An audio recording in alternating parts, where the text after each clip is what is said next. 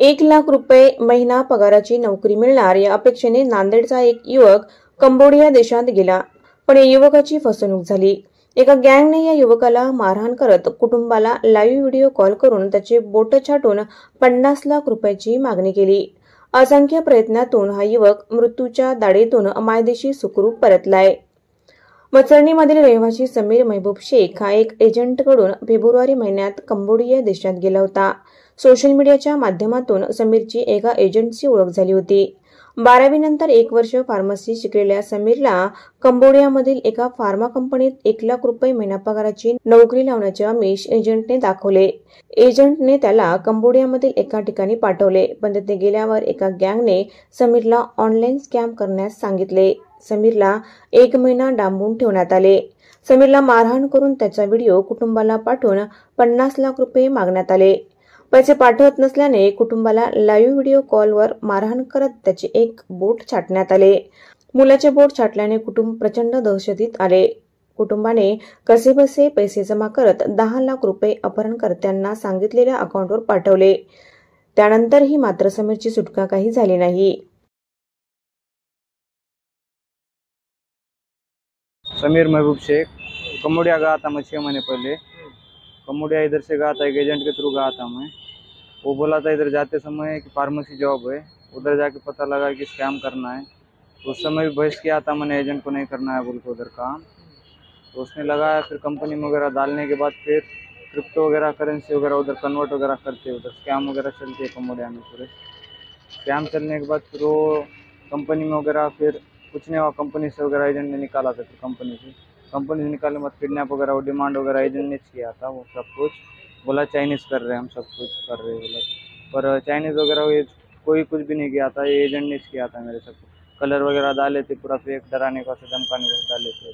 Fake video बनाए थे? हाँ फेक वीडियो बनाए थे। उंगली भी काट दी, एजेंट ने उंगली काट दिया मेरी। पहले फेक वीडियो बना के घर पे भेजे? हाँ फेक वीडियो बना के भेजे घर पे। खून वगैरह वो घर वालों को यकीन नहीं आ रहा था, उसको पता लग गया था। फिर बाद में घर वाले पैसे नहीं डाल रहे थे तो उंगली काट दिया मेरे एजेंट ने। कितने पैसों की डिमांड करे थे? 10 लाख रुपए करे थे वो लोग। उधर म्यांमार को वगैरह डील वगैरह करे थे, म्यांमार को बेचने के लिए। हाँ। तो घर वाले पैसे डाल दिए जल्दी बोल के, उंगली काट दिया था हमने। तो लाइव में काटा उंगली? हाँ लाइव में काटा। ना कुछ एजेंट के मैं अंडर में था, फोन वगैरह सब इन्होंने ले लिए थे।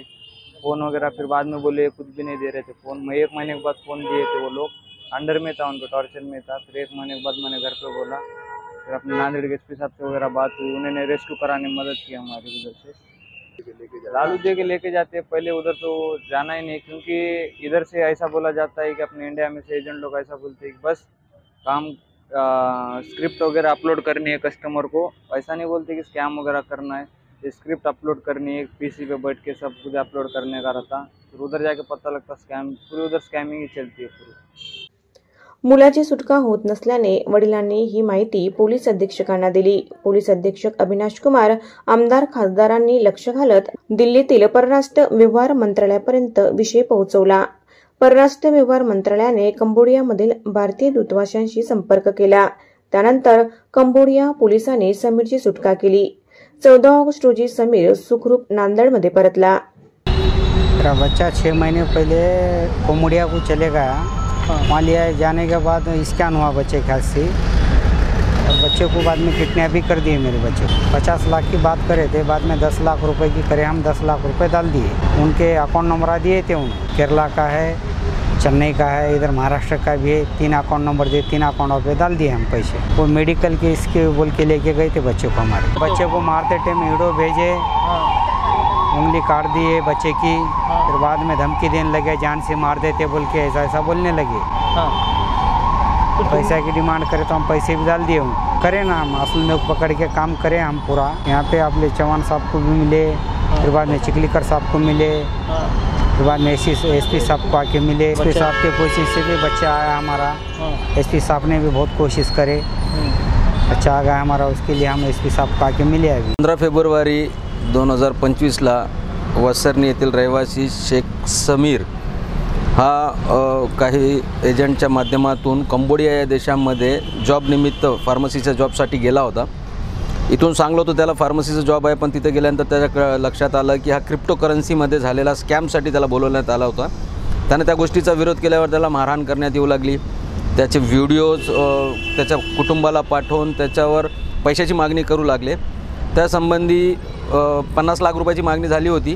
त्यासंबंधी ते माझ्याकडे आले एप्रिलमध्ये। तर मी आमचे मार्गदर्शक माननीय मोहन अंबडे साहेब, आमचे नेते लोहा कंधारचे आमदार चिखलीकर साहेब यांच्या माध्यमातून नांदेडचे मेडिकल आपले SP साहेब यांच्याशी संपर्क साधला व त्यांच्या प्रयत्नातून त्यांनी राजदूतला वगैरे बोलणं करून आम्हाला एक पत्रव्यवहार करून त्यांनी दिल्ली येथील मिनिस्ट्री ऑफ एक्सटर्नल अफेअर्सच्या माध्यमातून त्या मुलाला रेस्क्यू करण्याचा मी प्रयत्न केला। दिल्लीच्या सगळ्या प्रोसेसमध्ये आपल्या नांदेडचे खासदार माननीय रवींद्र चव्हाण साहेब यांची आम्हाला फार मदत भेटली। या सर्व नेते मंडळीच्या मदतीने आमचा मुलगा हा आमच्या वस्तीतला रहिवासी शेख समीर हा गेल्या 14 ऑगस्टला मायदेशात परत आलेला आहे। परदेशात चांगली नोकरी मिळेल या अपेक्षेने तरुण भामट्या एजंटच्या जाळ्यात फसतात। त्यामुळे परदेशात कुठल्याही नोकरीला जाताना सर्व शहानिशा करूनच जायला हवे हे समीरच्या प्रकरणावरून समोर आले आहे।